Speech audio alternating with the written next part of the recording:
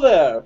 I didn't see you come in. I was just reading The Ethics of Liberty by Murray Rothbard, but here we are. It's 3 o'clock on the East Coast in New York time. It's Wednesday, June 18th, 2014, and that means it's time for Bitcoin Talk Show. You can join us at bitcointalkshow.com, worldcryptonetwork.com, and you can call into the show. The number is 1-516-900-4WCN. We can also accept calls through Skype WorldCryptoNetwork, all one word, or if the line is busy, Bitcoin Talk Show, all one word. Both are open for you. We want to have a dialogue, an open conversation. We're starting this conversation with special guest Tatiana Moroz. She's everywhere in the Bitcoin world, and she's probably read The Ethics of Liberty as well. Tatiana, how are you this evening? I'm very well. I don't know if it's quite evening, but it's evening sometime. It looks very bright outside and lovely, and I'm inside hiding from the heat. Good, yeah, man, it's been a scorcher out there. I hope it's warm where you, or it's cool where you are. Thomas also joins us from Mad Bitcoins. He also hosts the show several weeks in a row, so I appreciate you holding this down, Thomas. Thanks so much. World Cup update. Chile scores an incredible goal in the center, out-dribbling the goalie and a defender, up 1-0 versus Spain in the 20th minute. Woo! Sports! Hey, speaking of sports, Thomas, there's a big story in the news at Coindesk.com. Headline, Bitcoin lands NCAA College Football Bowl sponsorship through BitPay. I think we should talk about that coming up, but first, what's Tatiana got on her mind? What have you got going on in this world? Well, Tatiana Coin and a little mini tour for the next 10 days. I'm going to be traveling around, which is going to be really fun. So I'm going to be teaching people about Tatiana Coin. We were going to do a demo today, but we're pivoting to the new model tomorrow, and I think it's going to be much easier. So we agreed that we would do that next time. I could come and hang with you guys anytime, I guess. So I like that. You are always welcome. You're always to the front of the line. Let me feign ignorance and ask you for like the 20th time, what is Tatiana Coin? Oh, well, Tatiana Coin is the first ever artist cryptocurrency. Basically, what we are aiming to do is sort of like a Kickstarter Indiegogo model, but with a longer-term relationship with the fans, and a way for them to take that, initial donation and later on trade it in for a variety of things, or trade it with somebody else for something else of value. Cool. Hey, Thomas has a video up on the screen. Should we play that? Sure, why not? That'll be fun.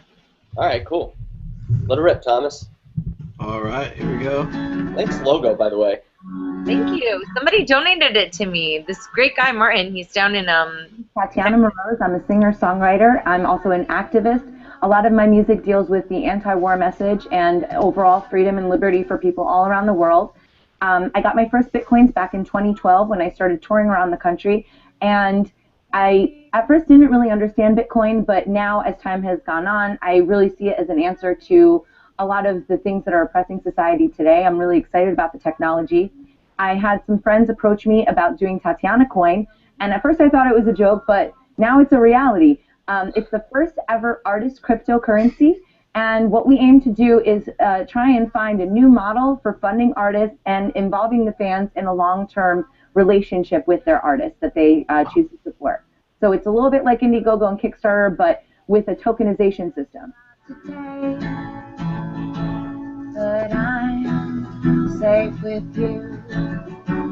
So people can use the tokens to trade them in for different Tatiana swag, so anything from an autographed album to performance at their house, like a house concert. There's corporate sponsorship available if people want to support me on my tour and give some exposure for their new companies, hanging out with me at the recording studio, getting dinner with me and my friends, all sorts of ways that I think that I can bring a more personal experience to my fans and get them to know me a little bit better and hopefully get a little bit of inspiration back from them.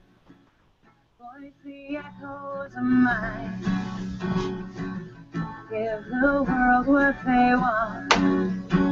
The reason why I'm doing this campaign is because I want to raise money for a variety of different projects. The first and most important one would help me do a fully produced third record with a full band at the studio, and we would also have some video footage kind of documenting what this experience is like, what it's like to mix Bitcoin, cryptocurrency, and art.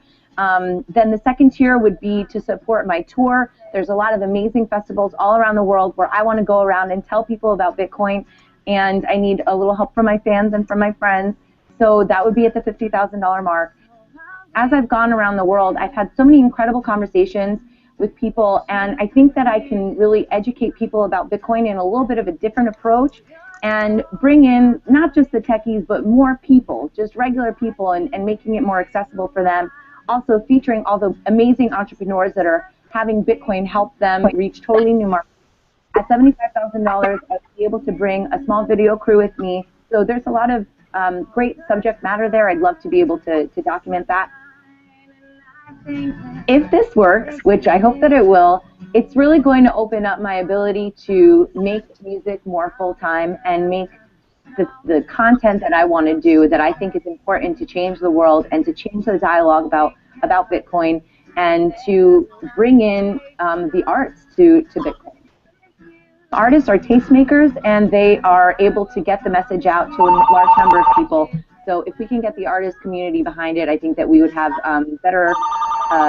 just better stories to tell people, you know, better ways to involve just your average person.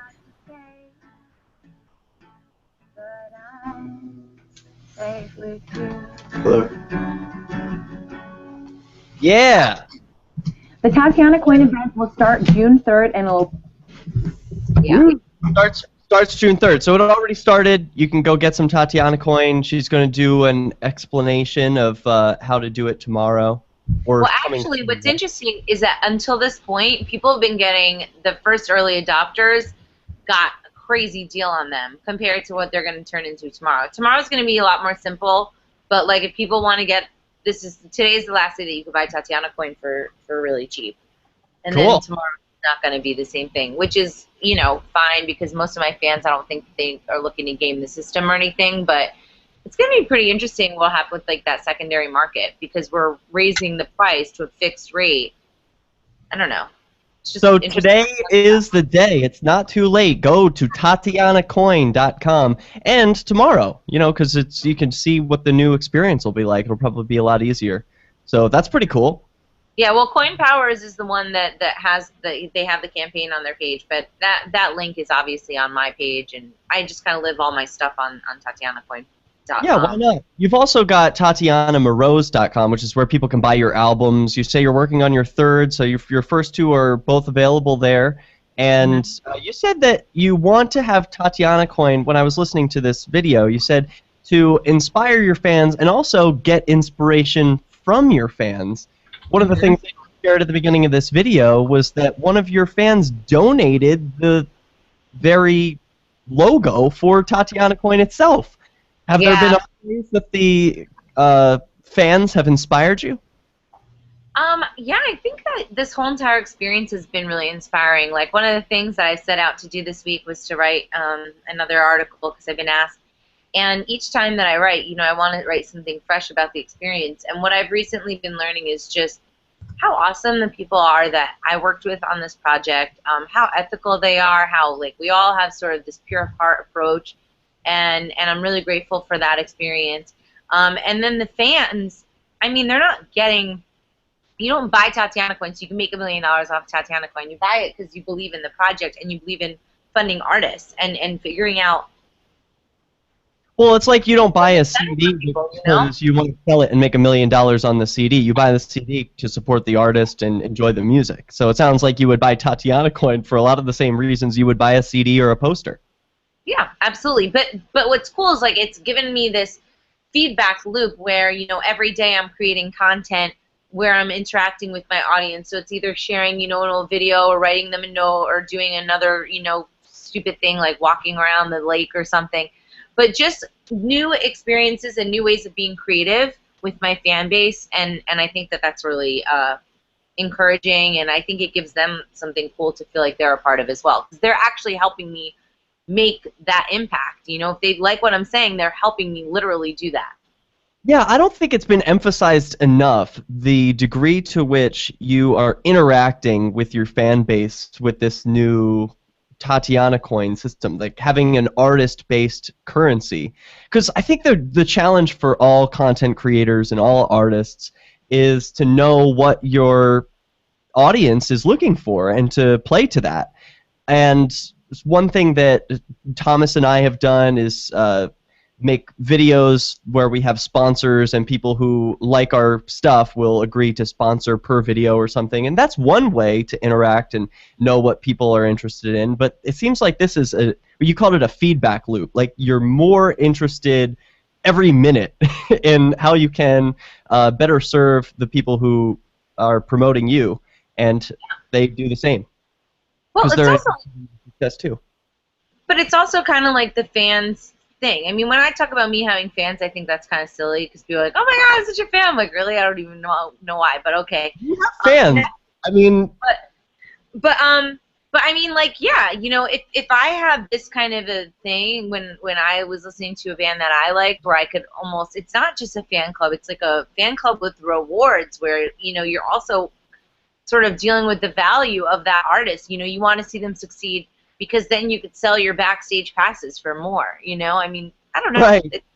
I've never bought like a Fish poster and then been like, hey, I wonder what Fish is up to. I should go check up on them, you know, because I've got the poster. But if I've had some sort of currency invested in the band, I definitely am interested in what they're up to. It shows a level of commitment and support. Wow. It's unlike any other. I never thought of it that way. You got to hit the road with me and tell other people this stuff. That was good. I mean, it's a revolutionary idea, and I think the amazing parts of it we still haven't even discovered. Like, it'll become clear in months or years when other people start emulating this and do their own sort of rip-off things, like where this could go. But I'm really excited that you're breaking new ground here. And what other sort of things have excited you since you began Tatiana Coin?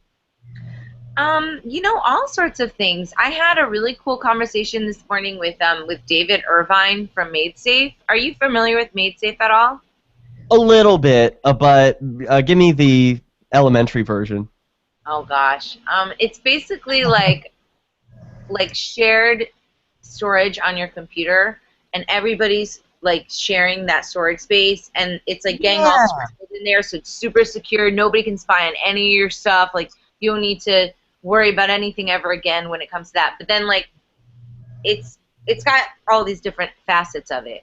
But it's almost it's like another internet, but a safer, more secure, and more independent internet, right?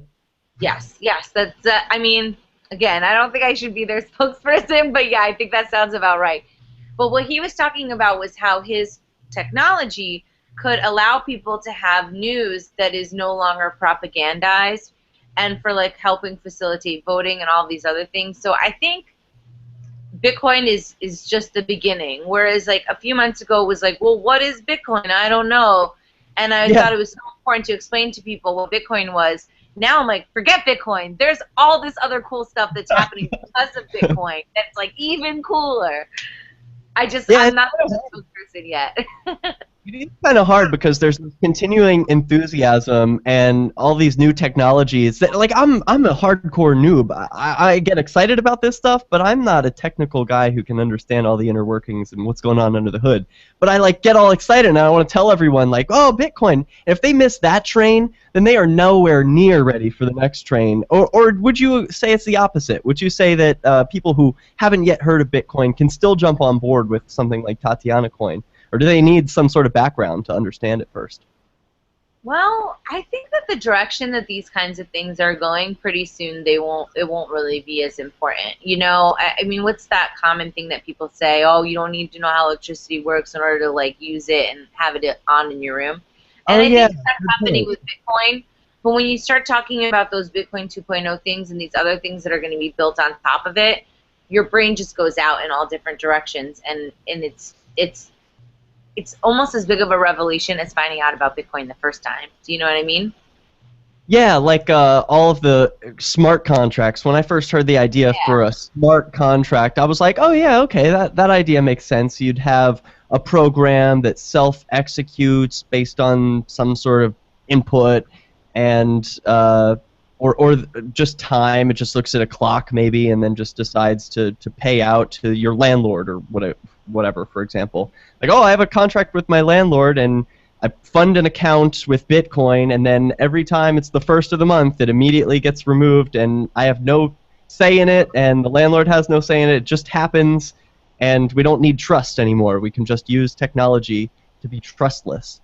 Yeah, it is mind-blowing, like in the same way that Bitcoin was initially. Like, wait, it's this money that you can have on your phone or a USB drive or a piece of paper. How is this possible? So that is very cool. Can you have Tatiana coin on paper, or is that a dumb question? I think if you print out your counter wallet, then yeah, you would be able to. But okay. Who's your like expert person? Because I assume you didn't come up with Tatiana no, coin. I'm not the expert person. I'm the guinea pig and I'm the talker. So for me, it's been fun because I, like you, am sort of a noob. I don't understand a lot of technical stuff, but that makes, I think, us good people to tell other people about it because they're not intimidated by our brilliance. When you talk about that compliment, I don't mean it to be. That can be such a problem. But I mean, technically, Adam B. Levine has been advising me from day one. Coin Powers put on the actual campaign. The counterparty folks, they did the protocol upon which it's built, and then there's Lisa and Ryan at Distributed Buzz that just helped me kind of formulate what it would look like. So it's not an easy thing. It's not like, hey, let me make my coin tomorrow. Like, no, you got to think about your coin before you try and make a coin. Sounds involved. Is there anyone who's trying to copycat you already? No. I mean, there's other artist coins coming out. Oh gosh, there's a guy Plum something. Oh my gosh, I forgot his thing. I can't believe it. But he's really cool. He's got something out on Counterparty as well. He put it out like a day after me, and he did it all do it yourself. I wish I remembered. I apologize. And then there's the Cyberfunks, so they're doing something similar, but that's not the same. LTB is actually going to do an episode on the. I like your funk dancing. Yeah. LTB is going to do an episode on artist coins, so that'll be fun, and I think that's actually being released on Friday, so that'll be interesting. A whole episode on artist coins, so there must be enough to showcase all the copycats. That's pretty cool. It's not that they're copycatting.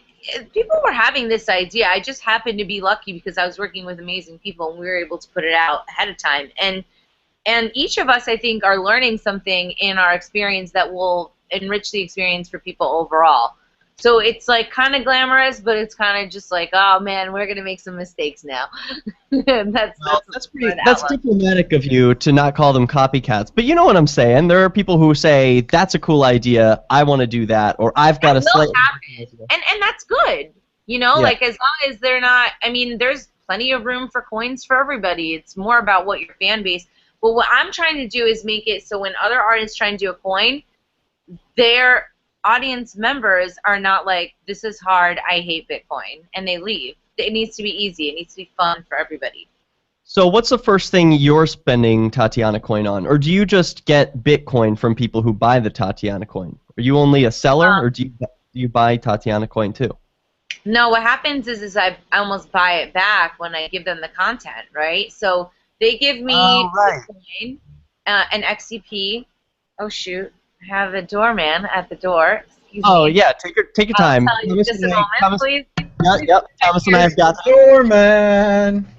Hang tight. This is a live show, so anything can happen. Hey, this would be a great time to accept a call. You can call into the show 1-516-900-4-WCN. If you have a question for Tatiana about Tatiana coin, maybe you are trying to get set up with your first Tatiana coin wallet, you can ask her any questions you need. Plus, it's going to be a lot easier tomorrow. But don't wait, because you can get Tatiana coins super cheap today at TatianaCoin.com. You can also buy her albums at TatianaMorose.com. Very important.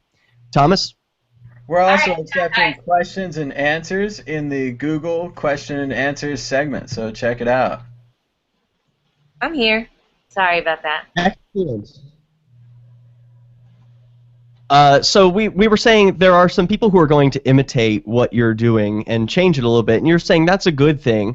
I'm curious, like, is it just going to be artists? Or, because I'm not an artist, but I'm an activist, and I want to rip off this idea for activism and be like, do you like the activism I'm doing? And you know, like this could be a fundraiser for efforts, like either for video cameras or for bail if people end up in jail, or it could be used for almost anything, right?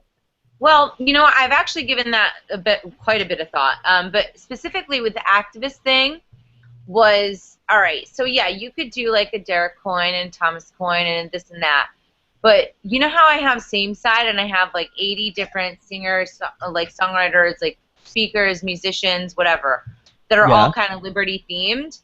I wonder if doing it in like almost, that would be like the let's say same side coin, and then people can vote with their tokens on which of those activists they want to donate to, would create maybe a bigger funding pool. You know what I mean? You can make it into a game. You can vote on like stuff like that. So I thought that that might be, because each person actually making their own coin, it's a total torture zone. Like it's really hard to do it. It's not so easy at first. I mean, it will become more simple quickly. Things move very quickly in this space, but I thought that might be a fun way to experiment with it.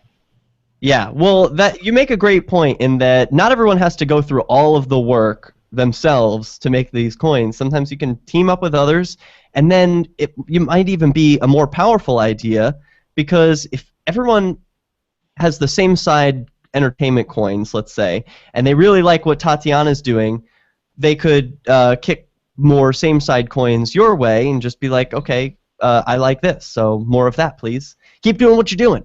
And if there were New Hampshire activist coin, there could be people who are like, oh, I like this Robin Hooding activism, but the chalking activism is really nasty and bad and ugly, so stop doing that. And they could fund the activists who are doing Robin Hooding. That would be really cool. I mean, plus they need coins. You know what else you could do with it? Now, this is really rebellious. This is not going to fly. I'm pretty sure no one's going to go for this one in terms of like the government. But remember how there was mountain hours? Yeah, I know mountain hours. And what the problem was with those is that you could only spend them in that region. What if you all of a sudden started doing something like a Free State Project hour coin, but it would be a coin? You know what I mean? And then those like regional coins could trade against one another. That would be really wild. I love that. A regional coin like that. Yeah. And they like all the people in the Free State Project are little anarchists. They're willing to accept it. So it's almost like Bitcoin, but regional and international at the same time. I would even love to see different encampments of activists or whoever have their own regional coin. Like if I could get some Austin, Texas coin, because they've got some activists there and I could support what they're doing. Or like New Hampshire coin or anywhere. Man, so, okay, so we're just going to have a million different coins. Is this the future? Like, I heard back in the day we used to have a million different currencies because any bank, you start up a bank, you can issue currency. And your currency would be accepted anywhere that people want to take it, essentially. And so it seems like we're going back to the past with this future technology in that anyone can mint their own currency, and they just have to show that it's got some kind of value, and it will compete with other coins on the free market or whatever you want to call it.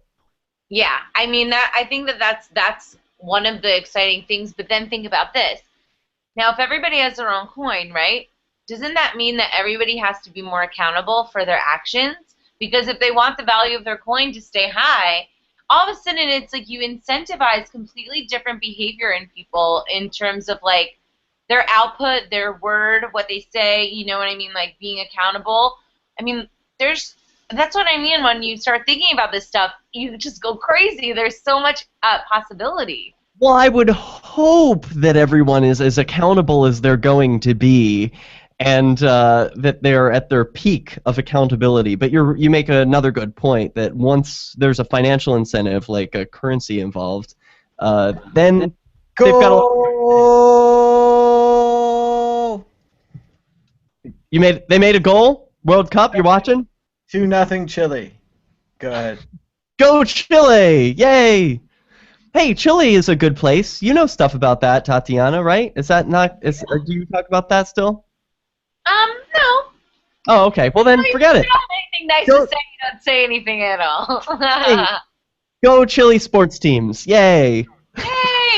I love sporting events. No, I don't really. I'm not really. Speaking Sporting. of sports, neither do I. But this is a big news. You heard about this.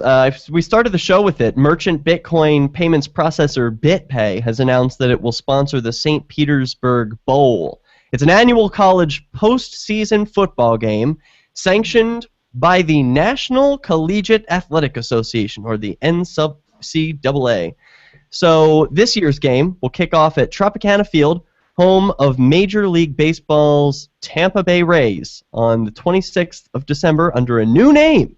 The bowl was previously sponsored by a chain restaurant, Beef O'Brady's, and USB provider Magic. Ouch. Yeah, they were hurting. They needed a new name quick.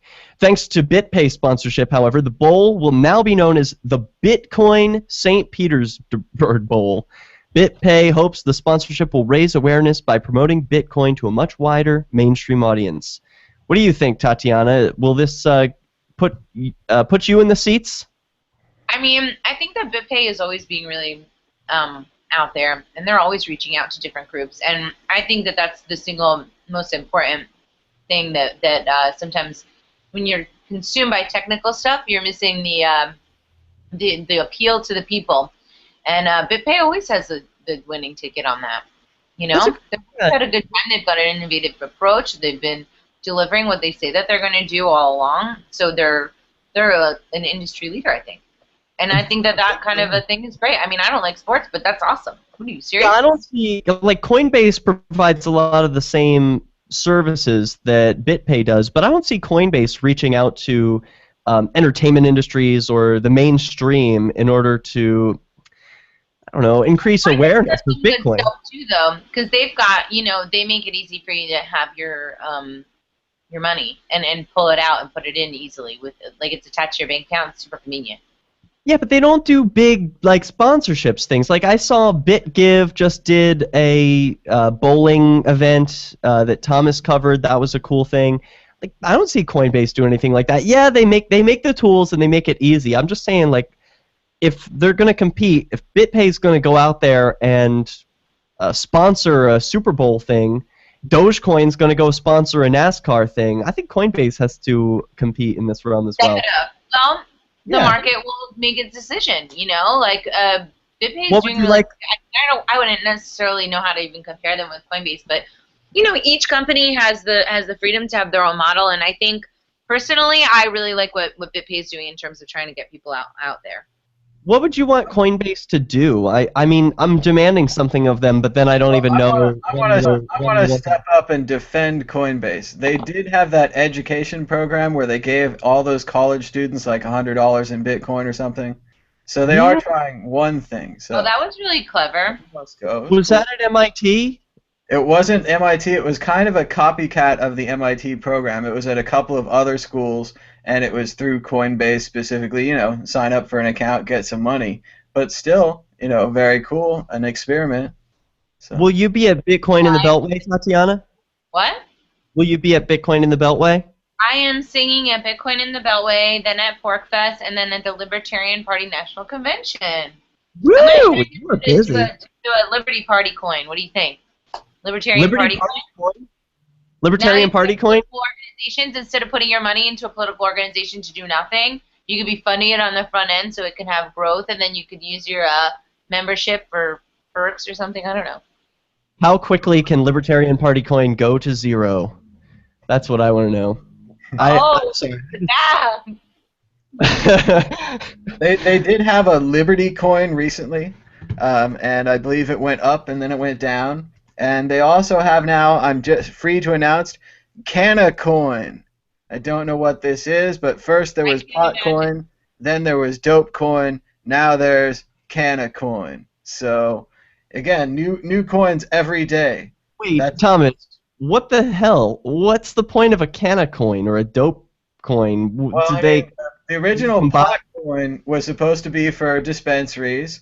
And again, if a dispensary accepted it, you could give it as a reward, maybe like a coupon, or you could give it as actual currency. You could use it to buy your entire product if you had enough of it. So, like, you could buy cannabis with Bitcoin or buy it with. Exactly. That's the Century. altcoin point.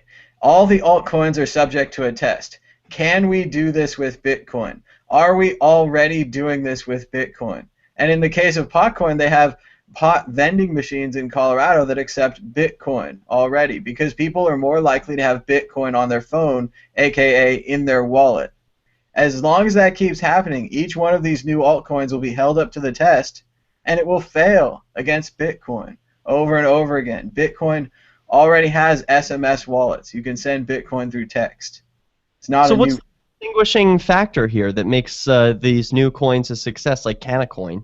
Well, there's been a series of fad coins, and the Still? fad coins are all. Are we still in that phase? Well, We're on 2.0. We're looking. Well, 2.0 is a good buzzword, but we're looking for the next fad after anonymous coins. Anonymous coins is the current descending fad, right? You say that you're anonymous. You say it's a part of your thing. I'm sure Canacoin will be anonymous. I haven't read it yet, but I know that Tatiana, you're biased towards Tatiana Coin, but imagining that didn't exist, what sort of altcoins do you follow? I don't know anything about them. They're so complicated. You know. I mean, Me I would too. say I'm only really hardcore into Bitcoin for like maybe 9 months or something like that. Yeah. So, you know, it's the one that everybody like. It's the industry leader. So I really like that because for me, it's always about reaching the masses. You know, Yeah. and Bitcoin is far ahead. You know, of the game. So I think that it's hard enough to figure what the heck that it's about. And I don't know. I mean, how would I possibly educate myself on all those other altcoins? People have explained it to me why they're not as good because of this and that, and I kind of get it. But I figured it out that, like, you know, unless it's like the 2.0 stuff where they're adding a whole new level of value and functionality, I don't know enough about the other altcoins to. I agree with you. One of the ideas that I've considered for this show as a fundraising effort is to put a QR code over here where North America is. And have you considered putting a QR code, or maybe you've already done this, on your guitar or on some of You your know, I did. performances? I just got a vanity address, like a new one, and I'm gonna, if I can ever figure out how the hell to like actually extract the address off of it, I'm going to make a metal plate, like a cool looking one that's gonna live on my guitar. Whoa, like one of those, I don't know guitars that well, but the So metal shiny. plate, is that what you scratch into when you're strumming? Yeah, but not that though. It would be like maybe like a similar material, but like on the side, you know, where the actual body of the guitar is, kind of. And I think that That's would be really cool. that's really cool. Yeah, but if it's metal, will people be able to scan it, or is it just Hopefully, yeah, that's the thing. Like it is like a two-tone thing. People can scan it. I'm gonna test it out. This is, you know, a couple weeks before I actually put this breaking new together. ground? Tatiana's leading the way here again. Well, I look forward to seeing what it looks like, and most importantly, I want to be able to scan it from my phone, looking at my computer. So if I'm watching Tatiana performing in a YouTube video, I want to that's be a able good to hold point. my phone up and just send you money. Well, for now, I've got just like a taped up QR code, and that seems to work Yeah. okay. That does work. It works pretty well. Is that how you get most of your donations? Where can people donate to you? If they just, I mean, we all want Tatiana coin. We're going to get some of that, but also just straight Regular up donate. donations, they can go to my on TatianaMoroz.com/donate. There's a place to put in money there, and then on all my YouTube videos, there's always a donation address. So if people go to my YouTube Forevermore Tatiana, they can see some more of my videos, see like more about what I'm doing, and there's kind of updates on the coin and stuff that are always popping up there too. So. I want to investigate some of your donations because one of the cool things about Bitcoin is that it has this transparency that I can see what donations you've received from that public address. Not only the donations that you've received, but messages along with them. If you send your donations in a certain way, like you can use blockchain.info to send a public message along with your donation, sometimes people can send positive messages of encouragement, and I would like to see more of that going on. Have you received any messages with your donations? Not that I know of, but I don't know if that's a capacity for the Coin Power site. But I mean, I get comments on there, and people leave them. So there's been decent amount of conversation going back and forth. Excellent. Well, how can we stay up to date with all the things that you're doing, Tatiana? We're almost up at the end of this hour. People can go to TatianaCoin.com. They can go to CoinPowers.com. And they can go to my Forevermore Tatiana on YouTube. Twitter is Queen Tatiana and Tatiana Coin. And on Facebook, I am Tatiana Moroz Music if you'd like to be spied on in a very easy way by your government. Go to Facebook. Make their jobs easy. We're all there. Yeah, make it easy for them. And you can encrypt some of your dialogue, I think, with CryptoKit, even on Facebook chat. So very cool. Connect with Tatiana that way. Thanks so much for being with us, Tatiana. Thanks very much. I'll talk to y'all soon. Bye, guys. Yes. Bye. Coming up, we're talking about the Super Bowl football sponsor. It's not the Super Bowl. I just don't know sports. I'm sorry. It's a big football game that's happening in December, and it's going to be named Bitcoin. The man in charge of BitPay, Tony Galippi, explained, quote, "Our goal is to continue to move Bitcoin into the mainstream, and sponsoring the St. Petersburg Bowl offers us that opportunity. College football fans and the Bitcoin community represent a similar target demographic. Tech-savvy men between ages of 18 and 40 years old." I hadn't initially realized that Tony makes a good point about this target demographic. I'm not in that demographic, so I just assumed, these people don't care about Bitcoin, but maybe he's right. What do you think, Thomas? You're definitely going to need young people to be into Bitcoin. And young people go to football games. They go to college. So any interest in the college community, we want it to basically seem like Bitcoin is cool and that all the young people are into it. Therefore, we can drag in the old people and then actually get things going together as a group. Did you know that the game is going to air on ESPN? You think it'll be live? Yeah, it'll be live. It says it's being broadcast to nearly 100 million American households. 100 million, that's a third of the country. That's a big deal. So congratulations. In addition to the new prefix for the bowl, the event itself will become Bitcoin friendly. ESPN Events says tickets for the 2014 Bitcoin St. Petersburg Bowl will go on sale later this year, with prices starting at 40 King's dollars. However, this time around, fans will be able to purchase tickets and merchandise in Bitcoin. It's not yet clear what types of merchandise will be available or whether this promotion will extend to in-stadium purchases for food and beverages. Gee, I hope so. Though more details are likely forthcoming. Yeah, when you went to the Sacramento Kings game, is that their name? That's right. That's the basketball team here. Were you able to buy things with Bitcoin, like hot dogs and stuff? Not concessions yet, but I did go to the team store, and I could have bought a T-shirt or a magnet or a jersey or whatever with Bitcoin. They had BitPay. I don't think they'd used it very much. Their tablet had just been updated, and I had to teach them how to get through the iPad screens. But eventually they loaded it up, got a QR code, scanned it, paid it, and it was done. I didn't even have to touch anything. They did that all on their own. You didn't set them up with Bitcoin, right? No, they had that all set up. I mean, I had to help them unlock their tablet and get it going, but they're just not familiar with the system. So. You had to help them unlock their tablet? Well, when you do an iPad update to a certain new version, it kicks you back to that original welcome to your tablet screen. So if you don't own an iPad, you could be confused by the welcome to your tablet screen and just kind of stare at it blankly.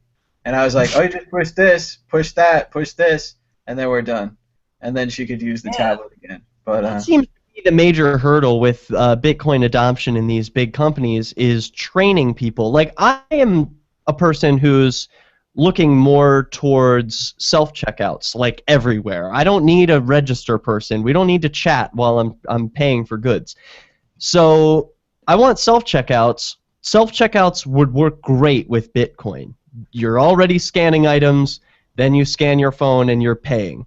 So could we just skip educating employees about how to accept Bitcoin and just fire them all, and then just use Bitcoin at all their stores with self-checkout? More importantly, we're going to be able to save so much time not teaching people how to count money, how to hand it out, how to deal with change. All of this nonsense will be gone. When you pay with Bitcoin, you just scan it, it gets the amount, you push pay, you put in your code, it's done. That's it. Yeah. Well, it's not like I'm celebrating firing people. Obviously I think that's horrible, but I don't want people to be spinning their wheels in pointless jobs. And I think that being a register person in 2014 was one of those jobs. It just doesn't need to be done by humans anymore. We have Bitcoin, we have self-checkout. Let's get there. And I hear your frustration with at the Sacramento Kings game. Plus, I'm projecting a little bit of my own because I go around town in Keene, New Hampshire, here where I'm living, and I talk to businesses about accepting Bitcoin. Wherever I spend money, I'm asking them, "Do you accept Bitcoin?" "Oh, it's this new digital cash. You know, you can store it on your phone." And I do the explanation like every time. And there's this one business that's a burger joint that's already set up with Coinbase. We were talking about Coinbase earlier, and they're great for new businesses, small businesses. You want to get set up. Maybe you have an iPhone, so it's not so Bitcoin friendly.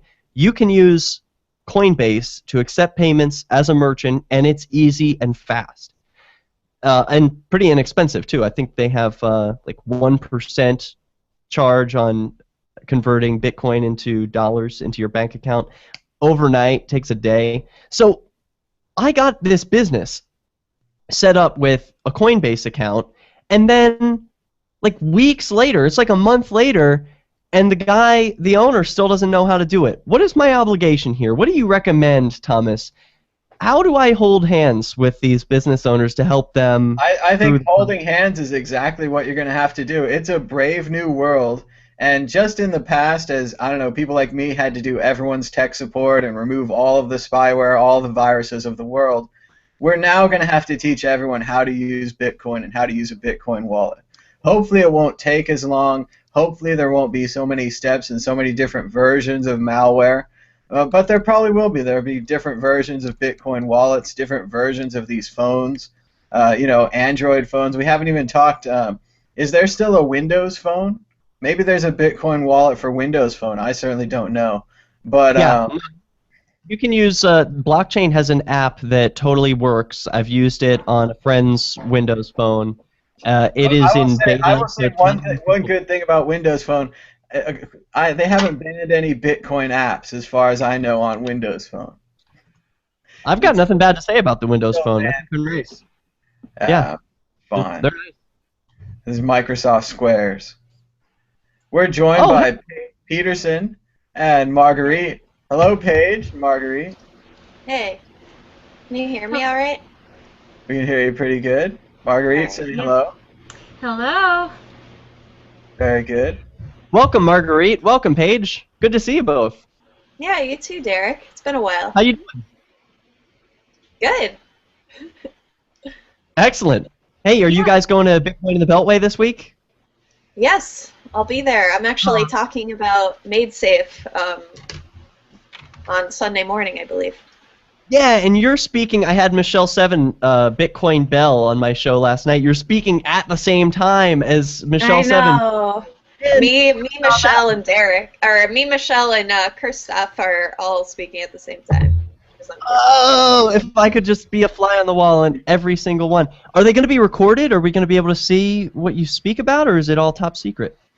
I hope so. I honestly haven't heard anything about recording, but I think I hear Mad Bitcoins is going to be around, so maybe he'll be able to get some footage. Come on, Mad Bitcoins! Even I can't be in 3 places at one time. Come on. I've seen it before. He's a man of many hats, though. Hey, are you Bitcoin in the Beltway? Marguerite, we need you to go too now. We're asking you to go to Bitcoin in the Beltway. Buy a ticket today. Yes, well, actually, I'm waiting. I'm waiting for that conference that's going to have an art show so that I can All right. Do my thing there also. Yeah, I mean, I feel like that's coming. We're having musicians, we're having conferences. I think we also need to have some gallery space. What kind of? I have a great idea. I want to reserve space already. Bitcoin in Paris. Ooh. You're gonna need a lot of funding. Need a lot of fundraising. There'll be a lot of begging. But and I probably wouldn't come back. It would be really hard to do daily videos, like unless you like daily videos of like World War II battlefields. But yeah, Bitcoin in Paris. You in Paris? Well, not in Paris. Come on. Like outside Paris, like nearby Paris, like within driving, like, and then Paris is good.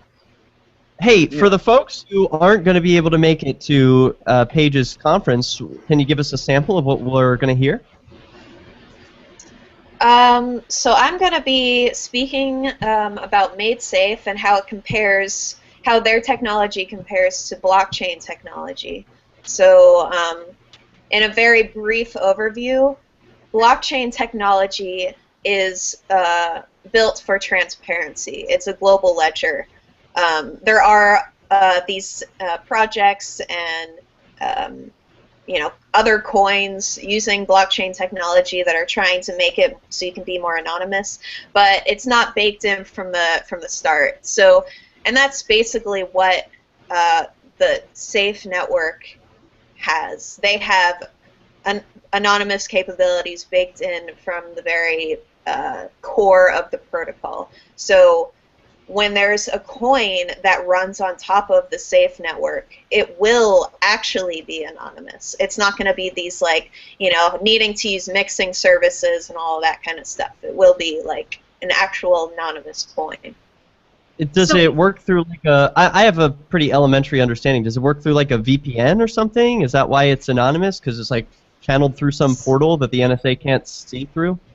So it doesn't rely on DNS at all, so you're not going to be able to track IP addresses or anything like that using the Safe network.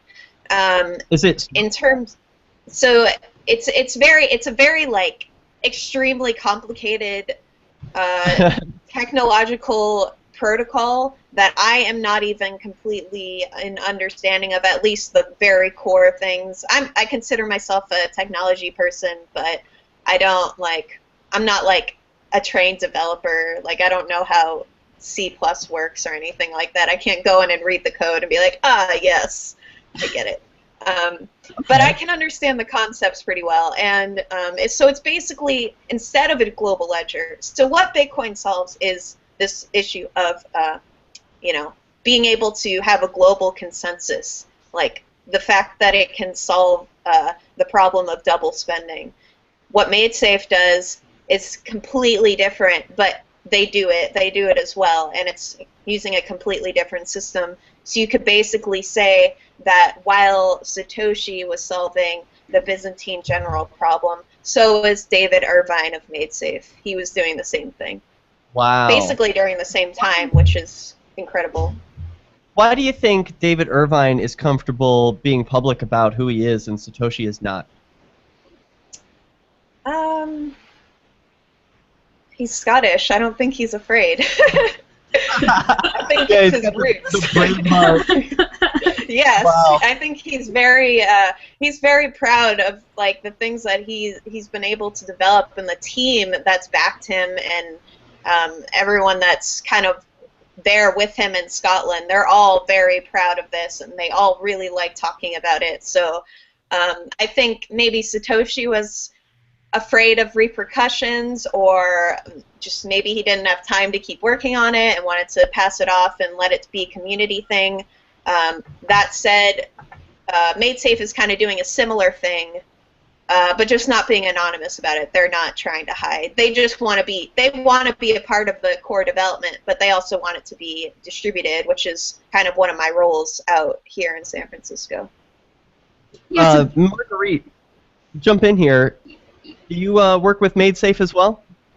I do not work with MadeSafe as well. Is my mic working? Is the volume okay? It's great. Yeah, for me. Excellent. Okay.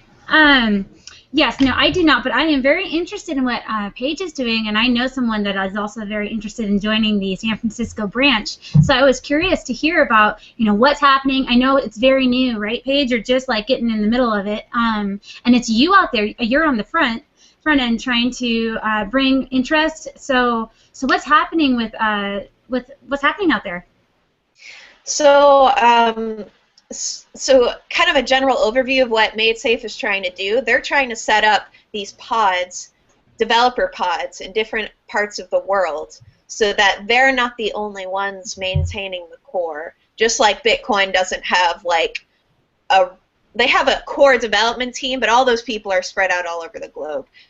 MadeSafe wants to do a similar thing, but kind of focus it in these pod formations where people can actually get together and collaborate and talk and discuss. Of course, we can still talk, over Google Hangouts or Skype when we need to connect with people across the world, but in-person collaboration is really beneficial, especially when you're bootstrapping a technology and trying to get applications built on top of the network. So I'm setting one up here. It's right now it's kind of taking the form of a meetup group. So we had our first meetup this past Sunday at a co-working space.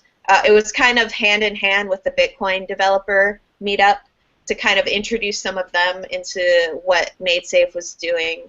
But over time, we're going to be basically just learning how the core protocol works and learning how we can best contribute, bug fixes and just coming up with new ideas, see what the community wants to be working in the protocol, and just general maintenance that is best done in a distributed way, so it's not, we're not only relying on this team in Scotland. We can kind of rely on each other throughout the world.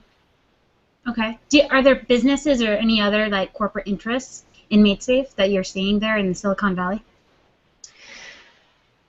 Corporate interests, not yet. There's a lot of individual interest. There's a lot of developer interest, and there's a lot of community interest just in terms of how we are working to incentivize open source development, which is kind of one of the use cases of the SafeCoin aspect, is to be able to pay out people who make applications for the network. So it's kind of an autonomous network that's paying people to make open source applications so that they don't have to commercialize themselves. They don't have to use ads and turn into Google, basically. And do they get maybe they get SafeCoin. So that's going to be a part of the network. It's going to be baked into the network. If you build an app that's open source and runs on the Safe network, you can put in your SafeCoin address, and you will get paid depending on how useful it is to other people, how much people use it, etc. Wow, that's a really cool idea. Hey, Yeah, what's her name? What's with MadeSafe? I don't get it. So MadeSafe is an acronym. It stands for Massive Array of Internet Disks, Secure Access for Everyone. Oh, I like that. Yeah. It's a lot of people question the made part and they get confused, but I think I'm picturing it's a maid outfit. Yeah. That's not right. I knew that wasn't right. But that's kind of why the community has kind of decided to, so MadeSafe is the company in Scotland. We're kind of designating that name to the company in Scotland. And then the protocol is basically just called Project Safe or the Safe Network. So we're not really, we're trying to let the company keep that name and make the project just Project Safe. So I get that there's SafeCoin in it for people who are developers, who make useful apps on the network. But what about developing these pods? Is there money in that, or are you purely ideologically motivated? We are being funded, the pods are being seeded by the crowd sale, which happened a month or two ago. So whoa, lingo alert. What? Okay, I'll catch you up a little bit. So MadeSafe did a a crowd sale using the Mastercoin protocol. So they did this crowd sale of MadeSafe coin, which is basically a proxy coin. So you can trade MadeSafe coin for safe coin one-to-one once the network is released. Since there aren't safe coin right now, there needs to be some sort of proxy coin. So so it's like the proto shares to bit shares thing, right? Exactly. Where like you need to have something, yeah, and then it turns into something else later. Same idea. So instead of like just creating a whole new platform, they decided to team up with Mastercoin guys and make basically a user asset using the Mastercoin protocol, which is called MadeSafe coin, which you can trade. If I think it's currently only on the Master Exchange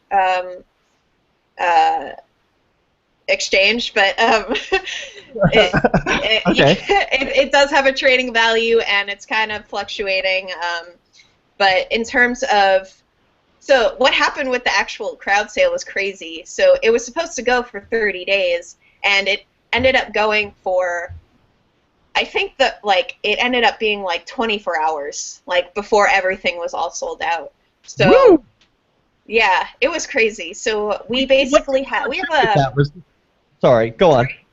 Oh, okay. We have a good amount of Bitcoin saved up now because of that. We're also kind of holding a bag of Mastercoin, unfortunately, but we have a good amount of Bitcoin to help seed these pods and help sustain the Scotland team as well, because they're basically a pod. Like they're the one that knows the most right now, but eventually they're going to be just another pod in the network. So there's two kinds of people I know who like to help. People who want to get their hands dirty and people who want to throw money at something. So how can those two groups of people help you? Well, so getting your hands dirty in terms of talking about the protocol. That sounds like people who would create a pod. Like if I'm the kind of person who wants to get my hands dirty and I'm in New York, I would start a pod in New York and say, let me get some people together, let's learn about the protocol, let's become experts, and then we can, develop apps and help expand the network? Start a meetup. Like, that's kind of what the Bitcoin community has been running off of, and it's been super successful. So that's kind of, like, that was my initial idea. Start a meetup. When you get, like, if you see that you have, like, 10, 20 developers, like, I'm interested in helping to, make an app or, just learn more about this, then that's definitely a really great sign. We have about 30 people in our meetup out here, or maybe 40 now. But yeah, wow. So yeah, it's crazy. It grew really fast. So I'm really excited. It's like all of this is happening very fast. So what about the other group, the people who like to just throw money at something? Should they go to the Master Exchange? And I mean, what should they be doing? Yeah, they can buy the proxy coins through the Master Exchange. Since the crowd sale is over, they can't directly buy it. They can, in terms of throwing money at things, I mean, you can support the individual pods. If you want to throw money at a pod, then you see one that's really successful and you see one that's being like doing a lot of good work and organizing themselves. Throw money at them so they can have more seed funding. So does your pod have a web presence? Not, I mean, I guess other than the meetup, we should probably. I haven't set up like a public donation address, Bitcoin donation address yet, but I guess that's a very good idea. So yeah, I will do that. Early. It might be early in the game for that, but this could be coming. And Mark, you got a question, right? Yeah, I was on the same line of thought. I was thinking you need all the pods on one page with all their donation sites. Yeah. So you can either go local or go broad, and that would be cool. And also track it. I'd love to be able to see, just like with the blockchain, you can see what kind of funds are coming in. Yeah, I love that idea. Yeah. I agree. That's a really great idea. We have, so in terms of the actual pods, so San Francisco is kind of the initial one just because it's pretty obvious. There's a lot of developers out here. And there's a lot of Bitcoin developers out here. So there's just a lot of interest in decentralized applications. From what I've heard, there's potential for a Paris-based pod. I know there's a guy, Benjamin There we go. Now we're Bolin. talking Paris again. Yeah, Paris. um, so this guy, Benjamin Bolin, he's from Brussels, but he might start one in Paris. He was actually visiting the Scotland team for a couple of weeks to kind of get, like, in person, like, teach me the code, like, let me dig in and, like, give you feedback and all that. And he's kind of more technical, so he would have kind of a different angle, and I think we're going to kind of collaborate on sharing notes. He can help me learn the code a little bit and the core stuff, and I can help him be a little, like, do the more, like, organizational stuff and community organizing and development. Are there going to be other people talking about MadeSafe at the Bitcoin in the Beltway conference? I don't think so. That's another part about my role, is that the MadeSafe team in Scotland are super busy right now in terms of preparing for the testnet that's about to launch, and just in general going to conferences in Europe. I'm kind of covering the U.S. They don't have time to fly out here, really. It takes, like, basically a day to get over here, a day to get back, So I'm going to be kind of representing them in the U.S. for now, at least. Do they know how big the U.S. is compared with Europe? I've got a map so they can see. I think the distribution is a little uneven here, Paige.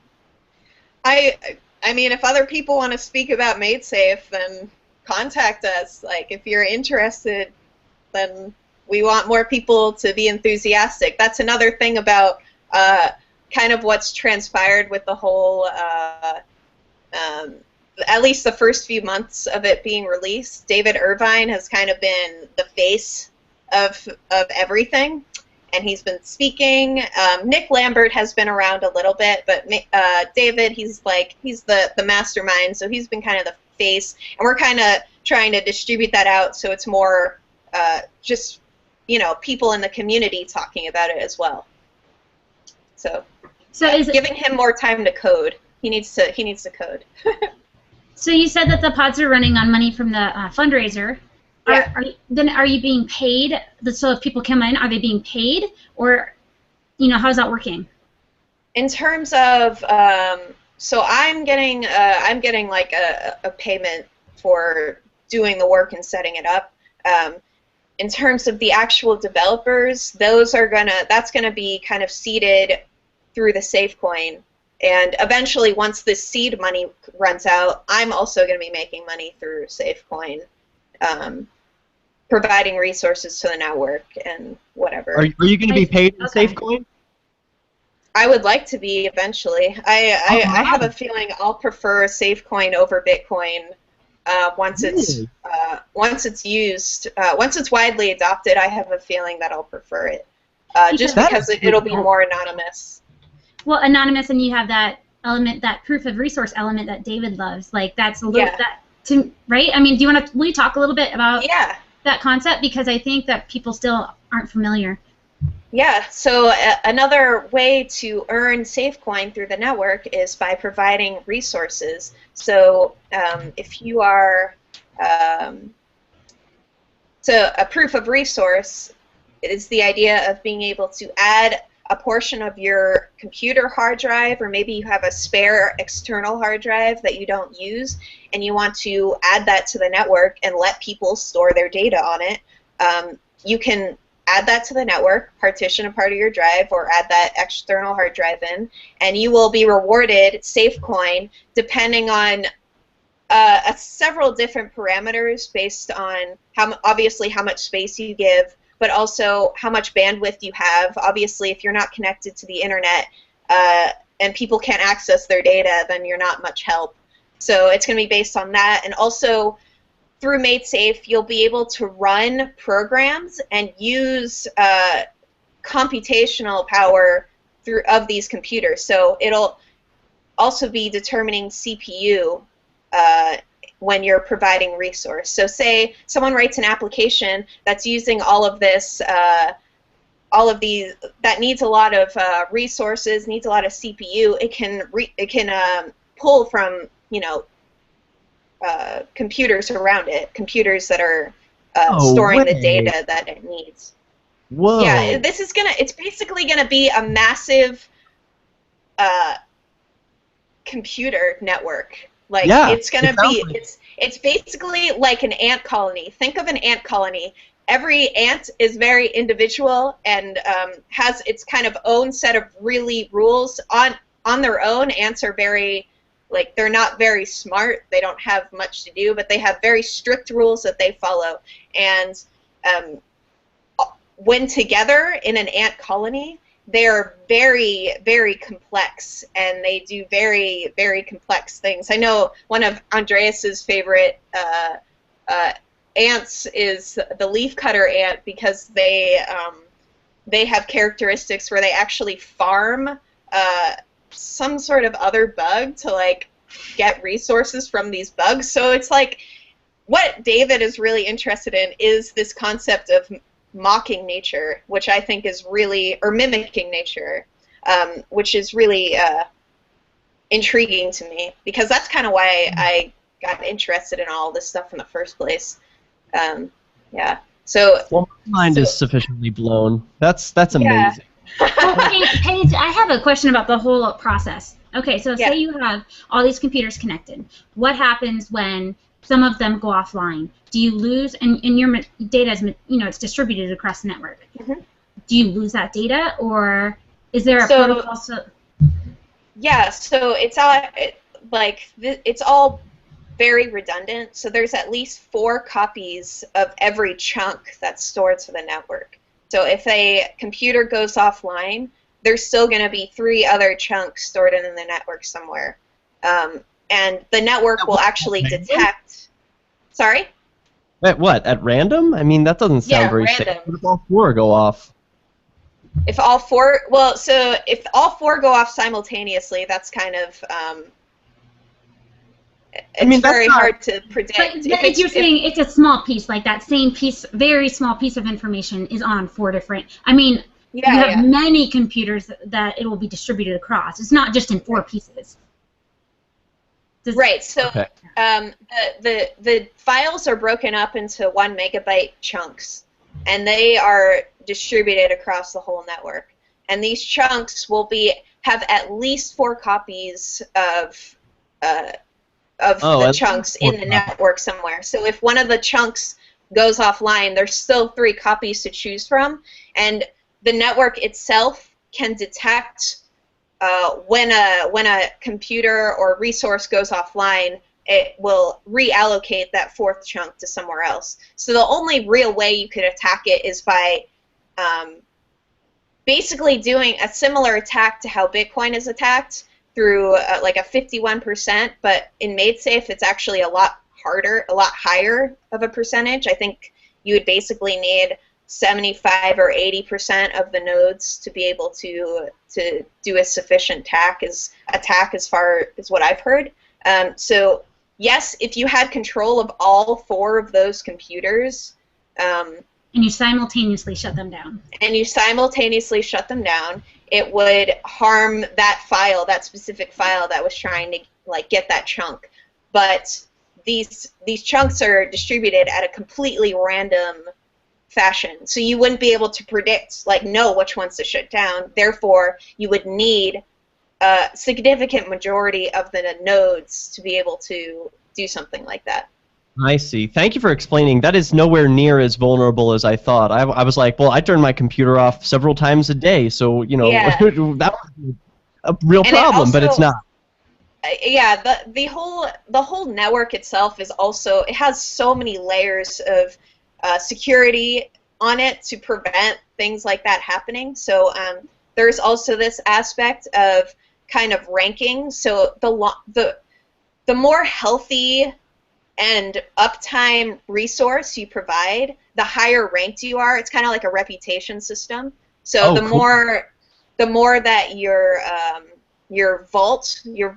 vault is basically your hard drive or whatever the resource you're providing.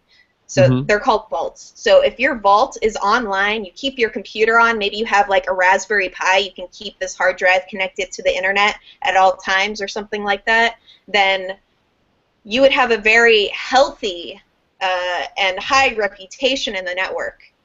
if you say you don't have that capability, you need to turn off your computer once in a while, which we all do. I mean, it's a good thing to turn your computer off. You're not going to get as high of a reputation, and you won't have chunks stored to your vault as often as other people will, therefore making your SafeCoin income decrease because you just won't store as many chunks as other people. So you could just make money by just having a computer. Yeah, if you have a computer that's running and providing resources and has good stable connection to the internet, then yeah, you'll definitely constantly be making SafeCoin. But comparing that to the developer incentive, it's a much greater opportunity for developers. You would make a lot more money if you actually made an app that ran and was useful on the network. So those are the two ways that you can earn SafeCoin. And then obviously you can buy them from people as well. But how complicated right now is it to develop an app? Is it because you're just I mean, you can't yet, I guess, because the testnet's not fully launched. But is it going to be user friendly? So there's an API. It's very basic at first. It's just going to allow people to save things to the network and get things from the network. That's kind of the basic idea of what you would need to do with the network anyway. So there's going to be an API for developers to, it's already in the works. You can check their GitHub if you're a developer and you want to look into it a little bit. And you can also even experiment now. You can actually build the safe client locally if you're a developer and you have confidence in doing that. It's not too hard, and run kind of like a local test net. They've done demos and stuff like that, so you could jump into it right now, definitely. Do you have any examples of like people want to do some research? Are there any testnet like apps or something someone could go look at? Nothing like running, but in terms of project ideas, there's a ton of them. So the very obvious one is Dropbox replacement. Saving something to SafeNet is a lot more reliable than saving something to Dropbox. You're not saving something to a server that's centralized and very hackable if you know how to do it correctly. It's very obvious that Dropbox and like file storage is the #1 use case for Safe Network. After that, it goes to kind of like private messaging and maybe like distributed YouTube projects and distributed broadcasts like this, so that people could not rely on Google for their servers to make things like this happen. Yeah. Yes. Oh yeah. yes. Yeah. Oh my God, that is brilliant. I'm seeing it's clicking for me. This is great. Cool. Yeah. So I know why Derek's getting really excited, because there's been a lot of liberty activists that have been getting like YouTube pages shut down and like all of this like Facebook pages and all of these things just because Google and Facebook don't. You can't listen to Radiohead on YouTube anymore. YouTube that's has true. YouTube has a new policy. They're gonna ban all videos from people who don't have like some major record label thing. It's nonsense. So yeah, this is something that the market is demanding. People need freedom on the internet. Yeah. And Thank you so much. And the team itself, like the team in Scotland, they are so about this freedom idea. It's so inspiring. That's why I was like, when I first heard them talk about it in Texas at the Bitcoin conference down there, I was like, oh my God, I need to help you guys. I don't know how, but just let me help. I'm in San Francisco, something. Yeah. I'm curious then with like the legal aspects. Is this going to be irrelevant? They're just going to run it, and since you can't really stop it because it's distributed, or it's going to be similar to BitTorrent/Bitcoin. Like they might try or something, but I mean, hopefully they learn their lesson by now that it's pointless and a waste of money for them to try. I mean, I guess it's good if they waste more money, but. So they wouldn't have like one individual to go after once it's released and out there. No, I mean, it's completely anonymous too. I mean, they might try to go after like people who are being public about it, but I'm not worried. They can come after me.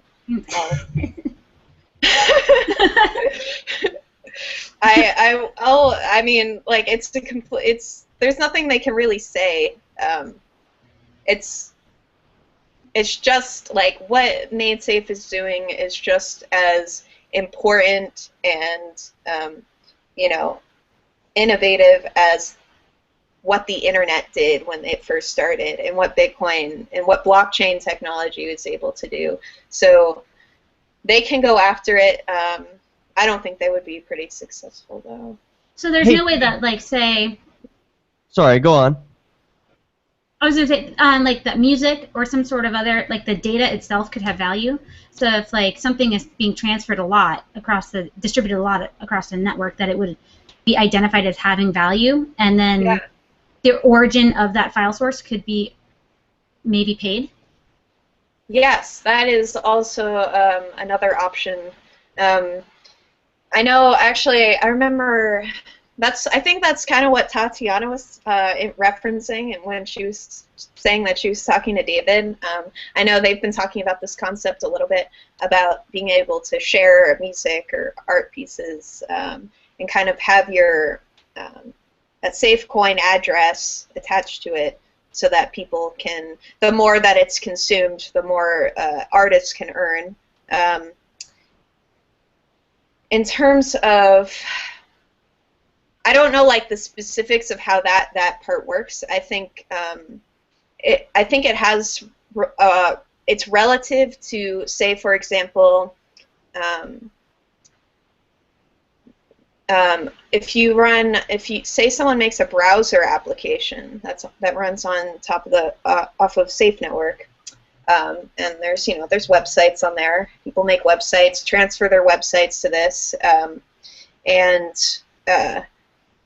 the way that the Safe Network works is that if more people go to that website, go to a specific website, the more popular a website is, the faster it becomes. It doesn't get slowed down like how the servers work nowadays. It actually gets faster because there's more people providing resources to get to that website.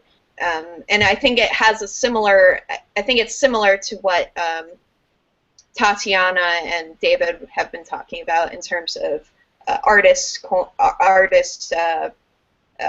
incentives, and just being able to share and get reimbursed for a lot of people consuming your products. Marguerite touched on the idea of risk, and certainly any project worth doing is going to involve some risk. So tell us a little bit about where the risk lies here.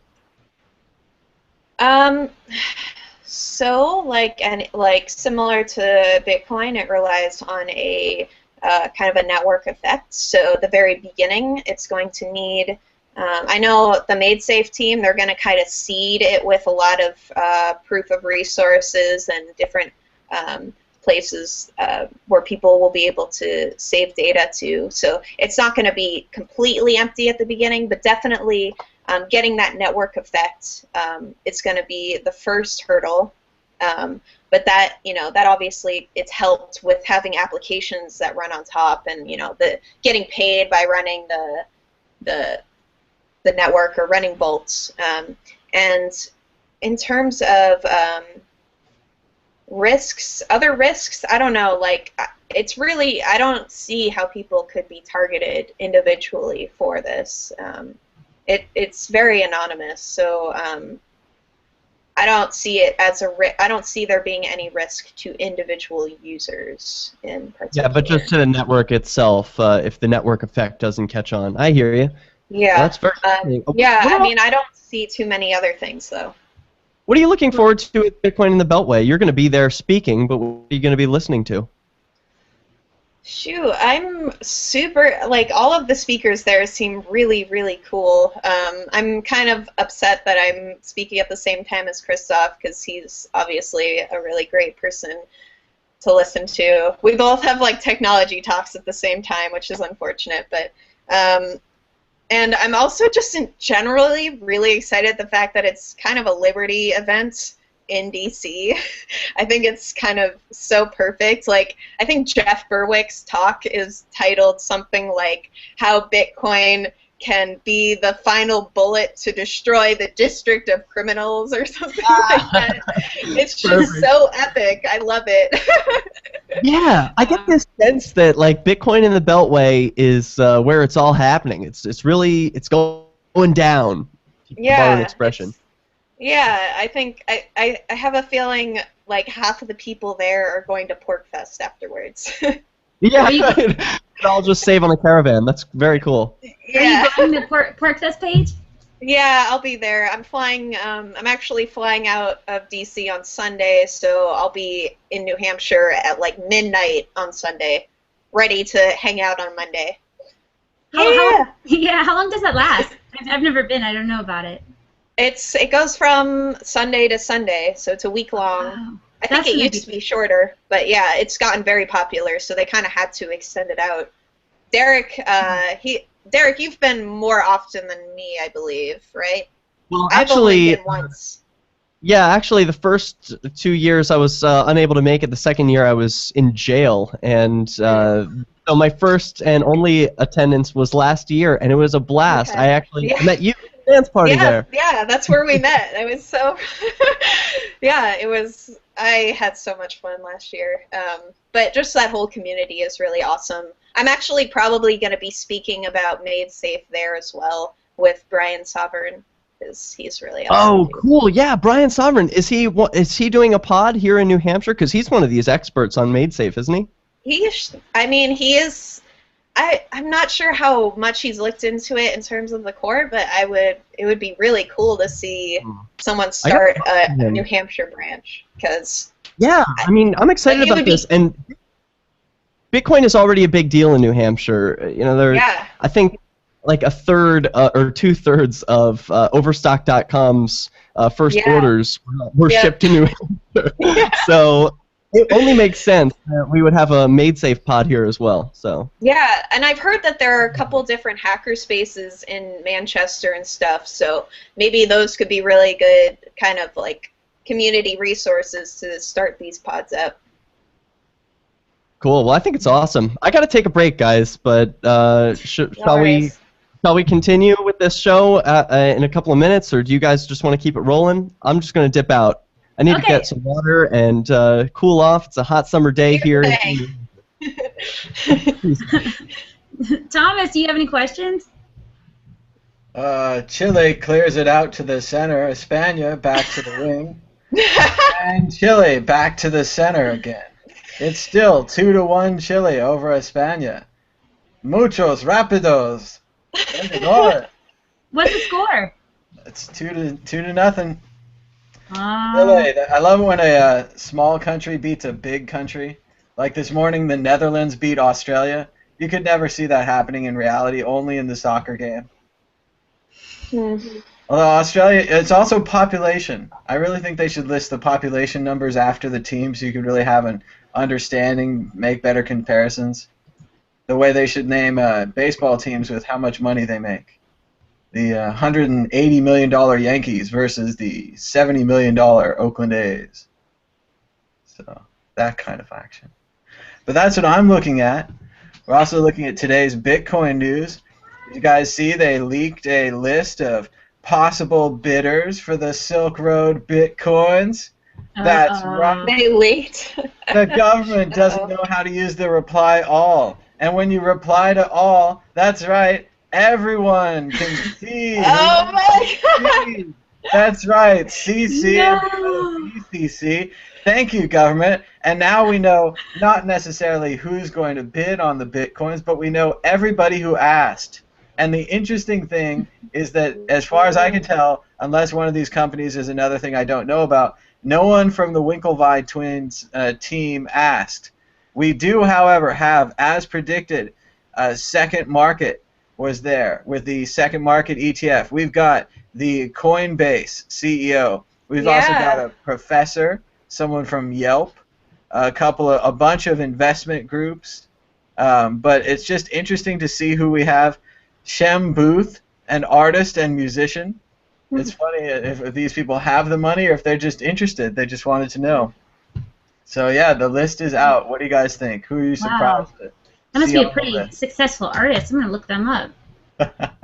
Either he's successful or he just wants in on the auction. You know, he could have the idea, I'll go with 200,001, and that's it. Maybe he doesn't have the rest.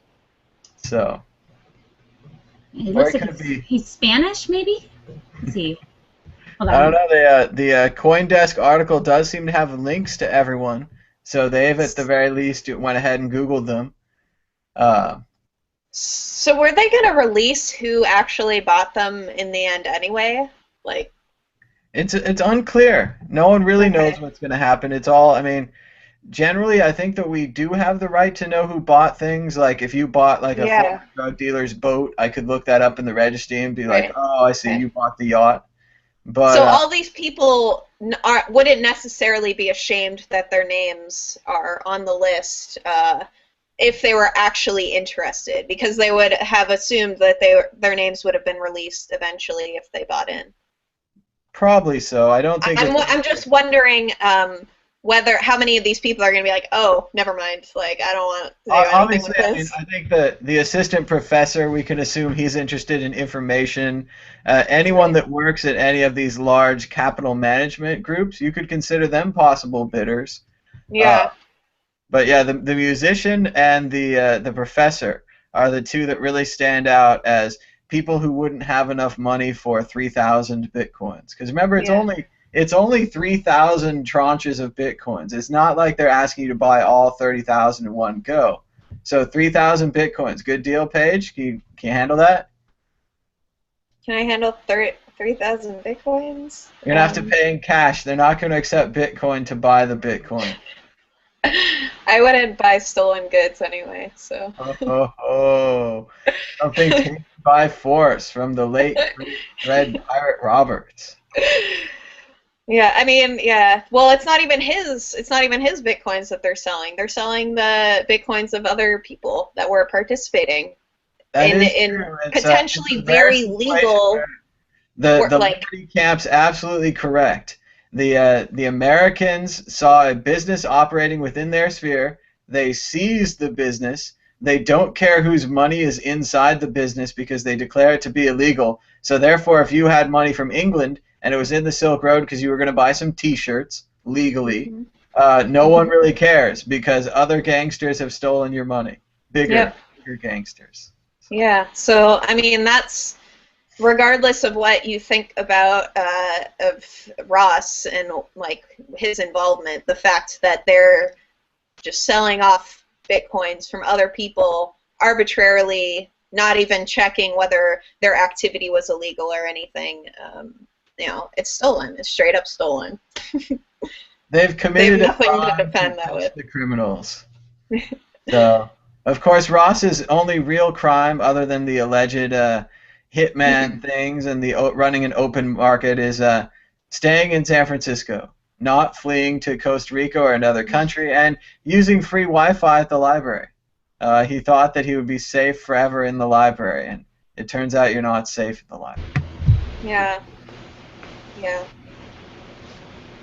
Man, No that guy is an artist. That's crazy to me. He's on Twitter. Just his name. If you just search his name. The guy that is interested in the bitcoins? Yeah. Do you think he has the $200,000 or whatever it's going to be? Or he was just interested. Maybe he was just like, I'm an artist. I'm going to see what happens. I'm going to put my name in. Yeah, I don't know. I mean, we could take up a collection, but unless they're going to take bitcoins to pay for the bitcoins, I'm going to be about out of luck, right? Maybe MaidSafe can buy it with all their master coins. It says 3,000 bitcoins is only like, oh, I see, $1,822,000. I'm not used to that many commas in my my money. I was like, oh, it's only $2,000. I could buy 3,000 bitcoins. Done and done. No, Not at all. $2,000. Yeah. Still a good deal. Get that many bitcoins at one time, like. Yeah. You could have done that like 2 years ago or something. A year and a half ago. Yeah. Well, now I can only get 2,998 bitcoins for my 18 grand because prices are changing. You should check in with the Bitcoin price, see what's going on. Yeah, I noticed it was back around 600 last night. There's rumors on the market that the price has been going up because people are excited to see Mad Bitcoins and Chris Ellis in Washington, D.C., and that this news has affected the price positively. If we go back to the 12-hour chart, let's see if we can zoom out a little more here. If you look right about here in the 540s, this is when Mad Bitcoins began asking people to donate to the Chris Ellis DC fund.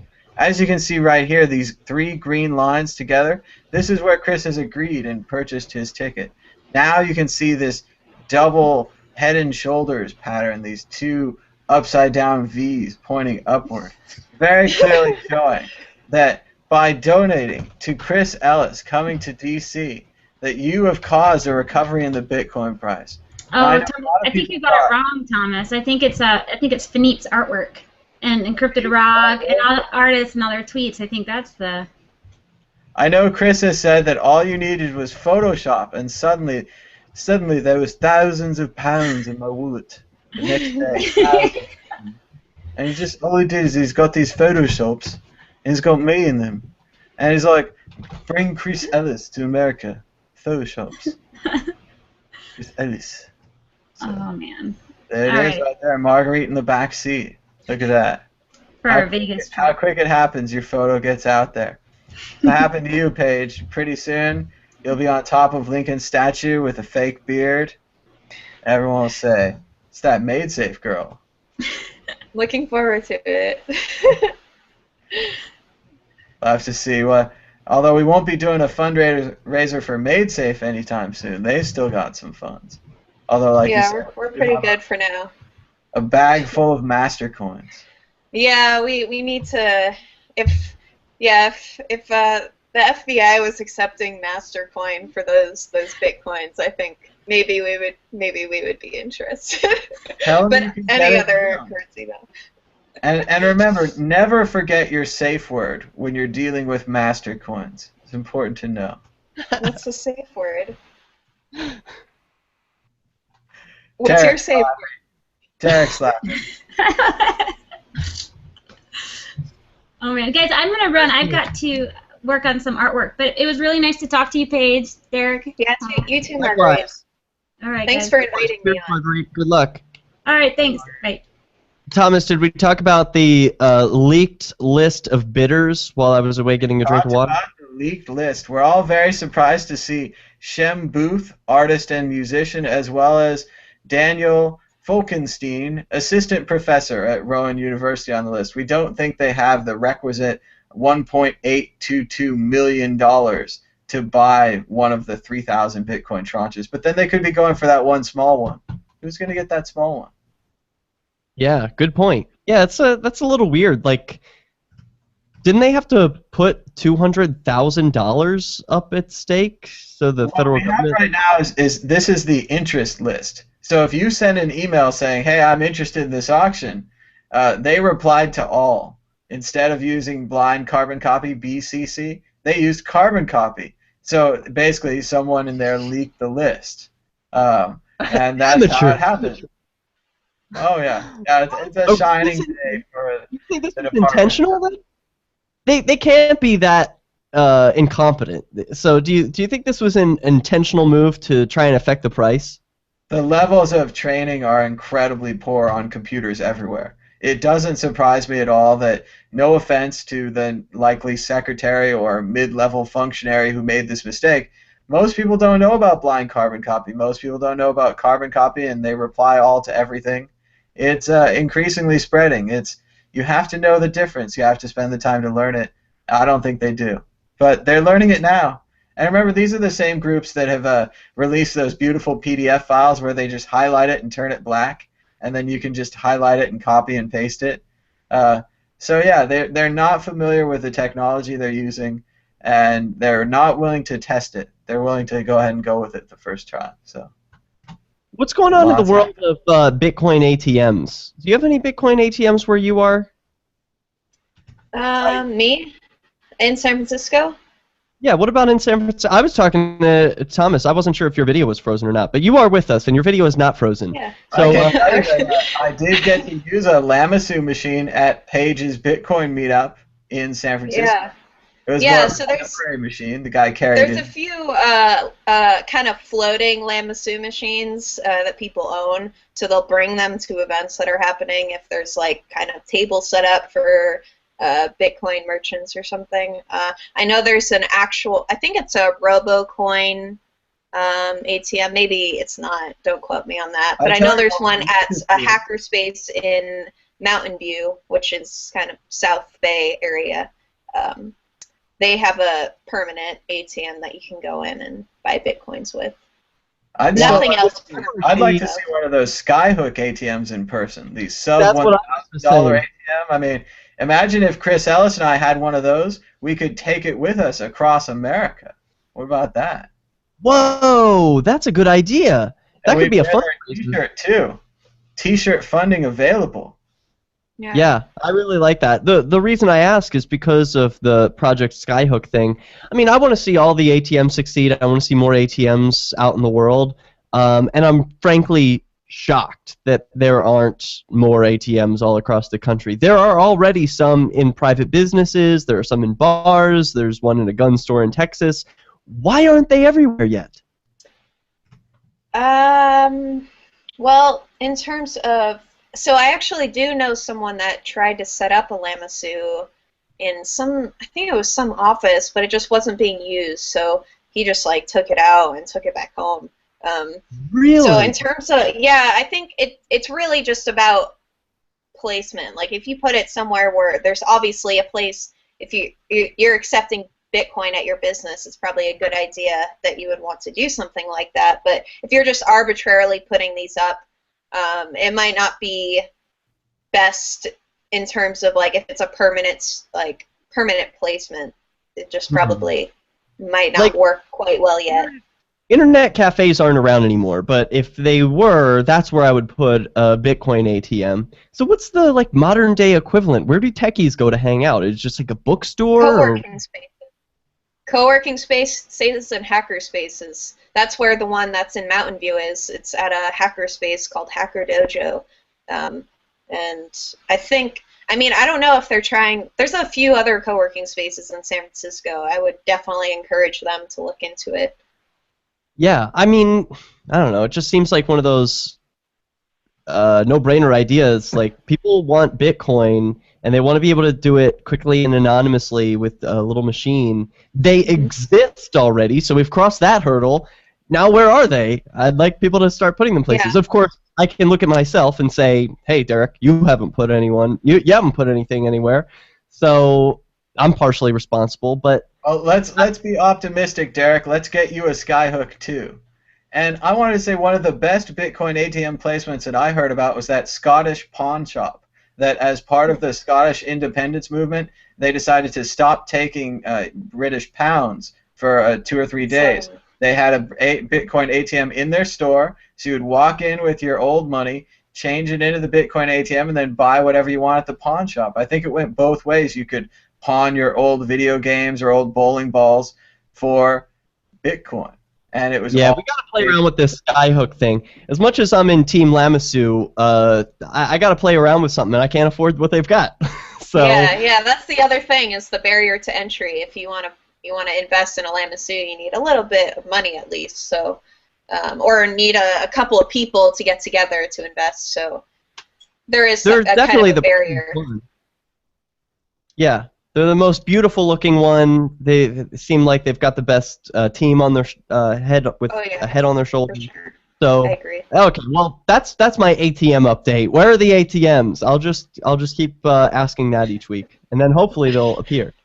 It's a good plan. Yeah. No.